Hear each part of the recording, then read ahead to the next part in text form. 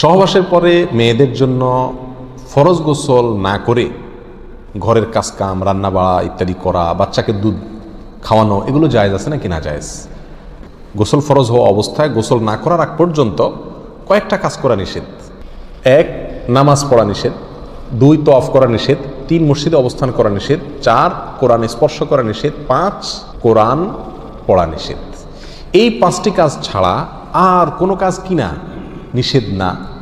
অতএব সহবাসের পরে কোনো মেয়ে, কোনো মহিলা তিনি যদি গোসল না করে, ফরজ গোসল না করে তিনি যদি কি করেন, গৃহস্থলীর কাজকাম করেন, রান্না বাড়া করেন, অন্য কাজকাম করেন, বাচ্চাকে দুধ খাওয়ান, এগুলো এই 5টি নিষিদ্ধ কাজের আওতায় যেহেতু নাই, অতএব সেটা জায়েজ আছে। আমাদের দেশে যত কঠোরতা সব মেয়েদের উপরে, ছেলেদের উপরে নাই।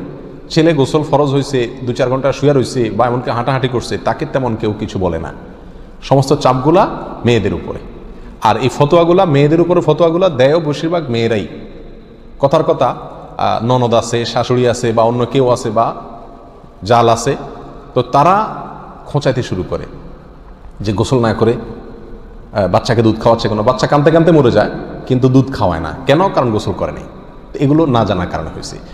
ফরজ গোসল না করে 5টি কাজ করা নিষেধ, এর বাইরে আর কোনো কাজ নিষিদ্ধ না। অতএব এমনকি আপনি রোজাও রাখতে পারেন, কি ফরজ গোসল না করে রাখতে পারেন বলতে সাহরি খেতে পারেন, সাহরি খেয়ে রোজা শুরু করতে পারেন। তাহলে আপনি বাচ্চাকে দুধ খাওয়াতে পারবেন না, কে বলেছে?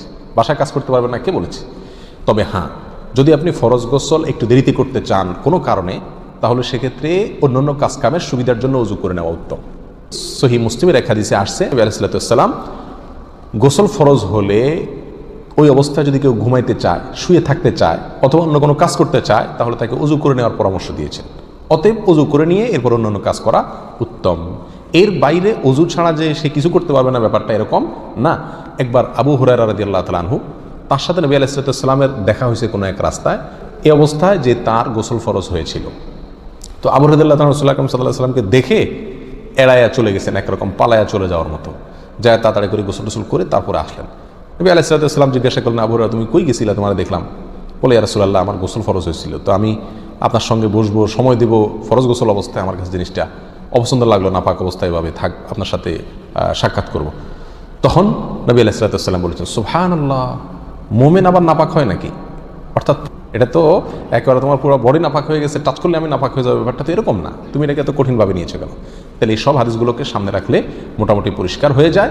আমাদের আয়েশা রাদিয়াল্লাহু তাআলা আনহা থেকে এক হাদিসে আসছে, তাকে জিজ্ঞাসা করা হয়েছিল যে নবী আলাইহিস সালাম গোসল ফরজ হলে তিনি ঘুমাতেন কিনা, তিনি বলেছেন হ্যাঁ ঘুমাতেন। কোনো কোনো বর্ণনা আসছে ওযু করা ছাড়াও ঘুমাতেন। তাহলে বোঝা গেল ওযু করে নিয়ে ঘুমানো, ওযু করে নিয়ে কাজকাম করা উত্তম, কিন্তু আপনি যদি নাও করেন তাতে কি হবে না, কোনো গুনাহ এতে হবে না।